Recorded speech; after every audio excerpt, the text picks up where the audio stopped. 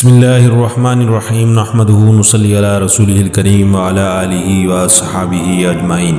میرے محترم بھائیو، دوستو، بزرگوں اور ڈیلی تعلیم چینل کو دیکھنے والے معزز سامعین اکرام، السلام علیکم ورحمۃ اللہ وبرکاتہ۔ تمام تعریفیں اس اللہ سبحانہ و تعالیٰ کی ہیں جو تمام جہانوں کا رب ہے، اور لاکھوں کروڑوں درود و سلام ہوں حضور پاک صلی اللہ علیہ وسلم پر، ان کی آل پر، ان کے صحابہ پر۔ میرے محترم بھائیو، دوستو، بزرگوں، اللہ تعالیٰ نے 1.25 لاکھ انبیاء علیہ السلام کو دنیا میں مبعوث فرمایا، اور انبیاء علیہ السلام اللہ تعالیٰ کے نیک اور مقرب اور محبوب بندے ہوتے تھے کہ انبیاء علیہ السلام اللہ تعالیٰ کو جیسے اپنا دین محبوب ہے ویسے ہی اپنے نبی محبوب ہیں۔ انہی میں ایک حضرت زکریا علیہ السلام بھی ہیں۔ قرآن مجید میں آپ کا ذکر تقریباً 4 پاروں میں مختلف صورتوں میں آیا ہے۔ سورۃ انعام میں تو صرف آپ کا نام ذکر فرمایا ہے، باقی صورتوں میں مختصر تذکرہ منقول ہے۔ سورۃ آل عمران، سورۃ انعام، سورۃ مریم، سورۃ انبیاء میں آپ کا ذکر خیر ہے۔ آپ کے والد ماجد کا نام کے بارے میں اصحاب سیر کے مختلف اقوال ہیں، اور ان میں کوئی قول بھی باوثوق نہیں کہا جاتا۔ حافظ ابن حجر نے فتح الباری میں اور ابن کثیر نے اپنی تفسیر اور تاریخ میں ابن عساکر سے وہ سب اقوال نقل کیے ہیں۔ یہ سب کے نزدیک مسلم ہیں کہ آپ حضرت سلیمان علیہ السلام بن داؤد کی اولاد میں سے ہیں۔ آپ حضرت عیسیٰ علیہ السلام کی والدہ ماجدہ حضرت مریم علیہ السلام کے خالو ہیں۔ بشیر بن اسحاق نے نقل کیا ہے کہ حضرت زکریا علیہ السلام کی بیوی عیشا اور حضرت مریم علیہ السلام کی والدہ ہنا دونوں حقیقی بہنیں تھیں۔ آپ حضرت عیسیٰ علیہ السلام کے معاصر ہیں، اور یحییٰ بن زکریا اور عیسیٰ علیہ السلام ایک زمانہ میں گزرے ہیں۔ جب حضرت زکریا علیہ السلام مبعوث ہوئے تو اس وقت بنی اسرائیل رومیوں کے محتاط تھے۔ آپ خانہ خدا بیت المقدس کے خادم تھے اور جلیل القدر پیغمبر تھے۔ قرآن عزیز نے آپ کو پیغمبروں کی فہرست میں شمار کرتے ہوئے ارشاد فرمایا ہے، اور زکریا اور یحییٰ اور عیسیٰ اور الیاس یہ سب نیک کاروں میں سے ہیں۔ آپ کی زوجہ مطہرہ عیشا حضرت ہارون کی اولاد میں سے تھیں۔ گزشتہ مباحثت میں یہ ذکر آ چکا ہے کہ تمام انبیاء علیہ السلام خواہ و بادشاہ اور صاحب حکومت ہی کیوں نہ ہوں، اپنی روزی ہاتھ کی محنت سے پیدا کرتے اور کسی کے لیے باد و دوش نہیں تھے۔ اس لیے ہر نبی جب اپنی امت کو رشد و ہدایت کی تبلیغ کی تو ساتھ ہی یہ اعلان بھی کیا، میں تم سے اس تبلیغ پر کوئی اجرت نہیں مانگتا، میرا اجر تو اللہ تعالیٰ کے ماں سوا کسی کے پاس نہیں۔ چنانچہ حضرت زکریا علیہ السلام اپنی روزی کے لیے نجاری کا پیشہ کرتے تھے۔ مسلم ابن ماجہ اور مسند احمد میں صراحت سے مذکور ہے۔ حضرت ابو ہریرہ رضی اللہ عنہ فرماتے ہیں کہ حضور پاک صلی اللہ علیہ وسلم نے فرمایا کہ زکریا علیہ السلام نجاری کا کام کرتے تھے۔ انہی کے خاندان سے عمران بن ناشی اور ان کی بیوی حبہ بنت فاقود نیک نفس انسان تھے اور پارسائی کی زندگی بسر کرتے تھے، مگر لا ولد تھے۔ ہنا کی دعا سے ان کے گھر میں ایک لڑکی پیدا ہوئی تھی جس کا نام انہوں نے مریم رکھا، اور ہنا نے اپنی منت کے مطابق مریم کو ہیکل کی نظر کر دیا۔ اب سوال یہ پیدا ہوا کہ اس کی کفالت، پرورش اور نگہداشت کس کے سپرد ہو۔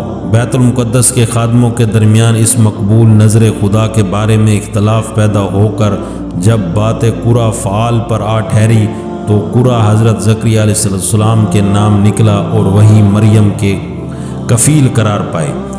پہلے بتایا جا چکا کہ حضرت زکریا علیہ السلام حضرت مریم علیہ السلام کے خالو تھے۔ حضرت مریم علیہ السلام کے والد ماجد حضرت عمران بیت المقدس کے امام اور قربانیوں کے محتمم تھے، اس لیے ہر ایک نے بڑے چاؤ سے ان کے لیے ہاتھ پھیلا دیے۔ ادھر سے حضرت زکریا علیہ السلام نے اپنا ایک حق جتلایا کہ میں رشتے میں ان کا خالو ہوتا ہوں، اس لیے یہ لڑکی مجھ کو ہی ملنی چاہیے، لیکن اور لوگ راضی نہ ہوئے۔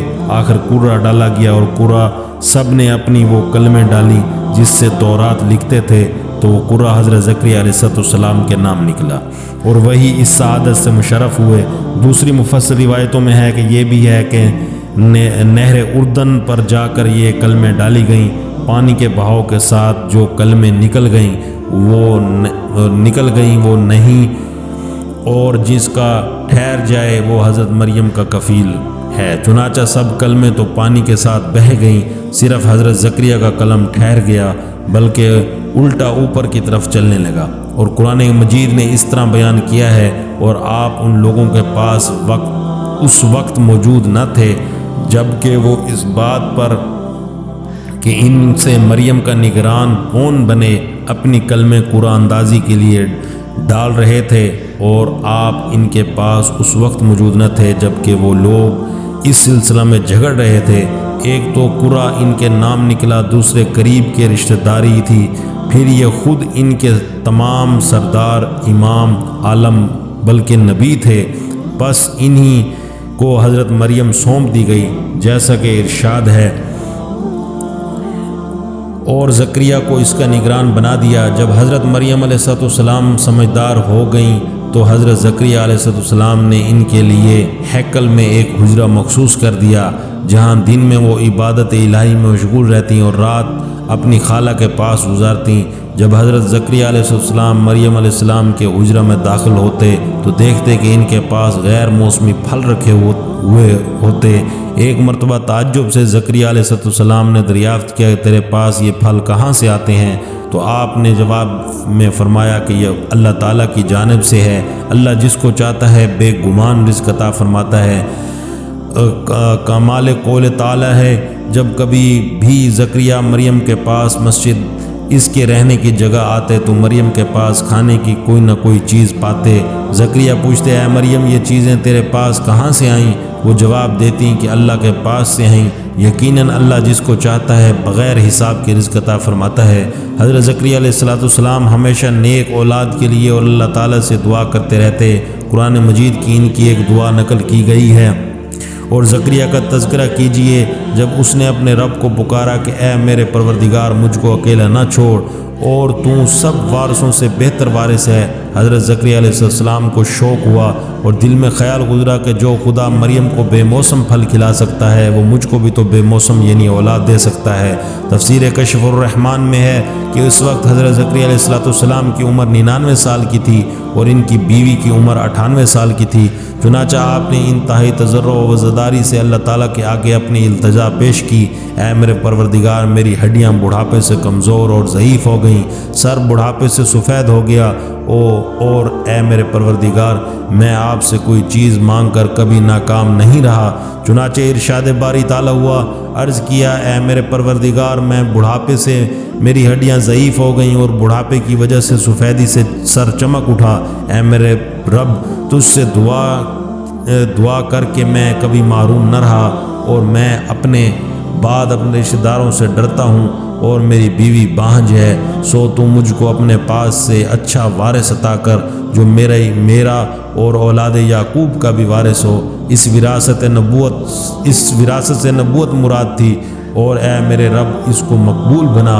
برسوں سے مانگی جانے والی دعا قبول ہو گئی۔ چنانچہ ابھی حضرت زکریا علیہ السلام اپنی عبادت میں مشغول تھے کہ اللہ رب العزت کیا فرشتہ پیغام لے کر آپ کی خدمت میں حاضر ہوا، جیسا کہ ارشاد ہے، فرشتے نے زکریا کو جب وہ مسجد میں کھڑے نماز پڑھ رہے تھے آواز دے کر کہا، اللہ تعالیٰ آپ کو یحییٰ کی بشارت دیتا ہے جو کلمۃ اللہ یعنی حضرت عیسیٰ علیہ السلام کی تصدیق کرنے والا ہوگا اور سردار ہوگا اور خواہشات پر قابو یافتہ ہوگا اور نیک کاروں میں سے ایک نبی ہوگا۔ لڑکے کی بشارت بھی دے دی اور نام بھی خود رکھ دیا، اور فرمایا اس سے پہلے ہم نے کسی کو اس کا ہم نام نہیں پیدا کیا۔ فرشتے نے ان پر ظاہر ہو کر بشارت دی، خدا تجھ کو ایسا فرزند دینا چاہتا ہے جس کا ہم نام تیرے خاندان میں کوئی نہیں، وہ بنی اسرائیل کا سردار ہوگا اور اس قوم کو خراب حالت کی اصلاح کرے گا، اور یعنی خدا کی طرف سے نفسانی خواہشات اور گناہوں سے روکا جائے گا،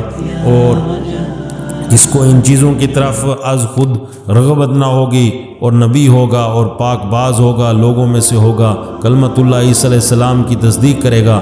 حضرت زکریا علیہ السلام یہ سن کر بے حد مسرت ہوئی اور تعجب دریافت کرنے لگے کہ یہ کیسے ہوگا، یعنی مجھ کو جوانی عطا ہوگی یا میری بیوی بانجھ پن کا مرض دور کیا جائے گا۔ فرشتے نے جواب دیا کہ میں اس قدر کہہ سکتا ہوں کہ حالات کچھ بھی ہوں آپ کے ہاں ضرور بیٹا پیدا ہوگا، کیونکہ خدا کا فیصلہ اٹل ہو چکا ہے، اور آپ کا خدا کہتا ہے کہ میرے لیے یہ بہت آسان ہے، یعنی جو طریقہ چاہوں اختیار کروں، تجھ کو میں نے نیست سے ہیست نہیں کیا۔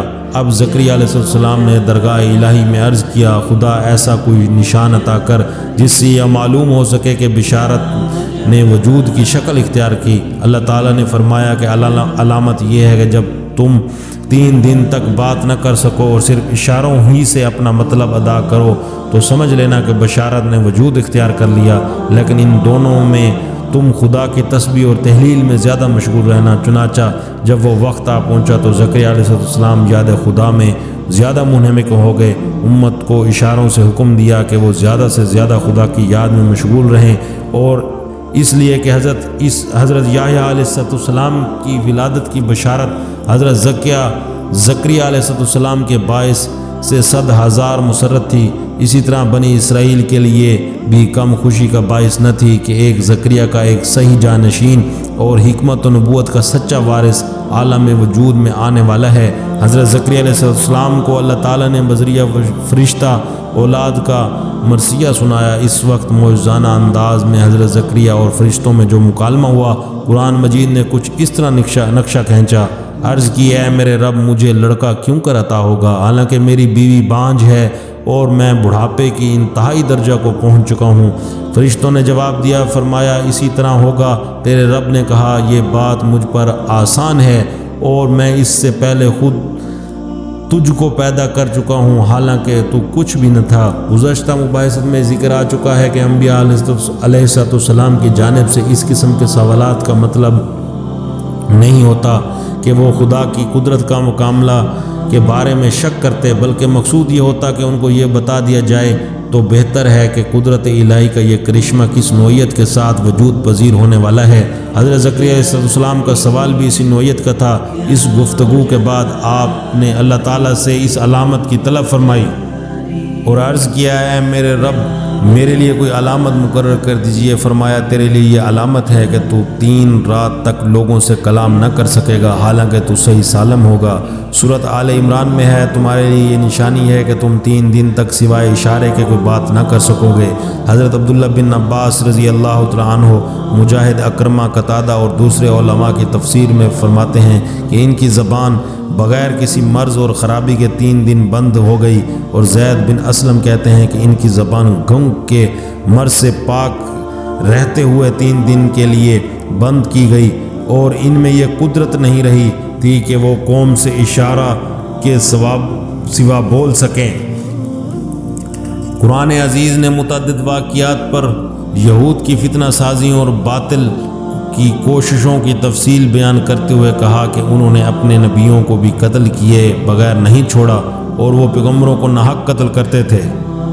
اور اللہ تعالیٰ نے حضرت زکریا علیہ السلام کو بیٹا عطا فرمایا، اور آپ کی پیغمبرانہ دعاؤں کا یہ ثمرہ تھا کہ آپ کو اللہ تعالیٰ نے یحییٰ علیہ السلام کا بیٹا دیا، اور آپ کو جو ہے نا نام بھی اللہ تعالیٰ نے اپنے بیٹے کا بتا دیا، اور وہ پیغمبروں اور بنی اسرائیل میں پیغمبروں کو ناحق قتل کر دیتے تھے۔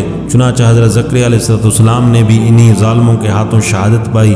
حضرت وہب بن منبع کی ایک روایت میں ہے کہ یہود نے جب حضرت یحییٰ کو شہید کر دیا تو حضرت زکریا کی طرف متوجہ ہوئے تو ان کو بھی قتل کریں۔ حضرت زکریا علیہ السلام نے جب یہ دیکھا تو وہ بھاگے تاکہ وہ ان کے ہاتھ نہ لگ سکے۔ سامنے ایک درخت آیا اور اس کے شگاف میں گھس گئے۔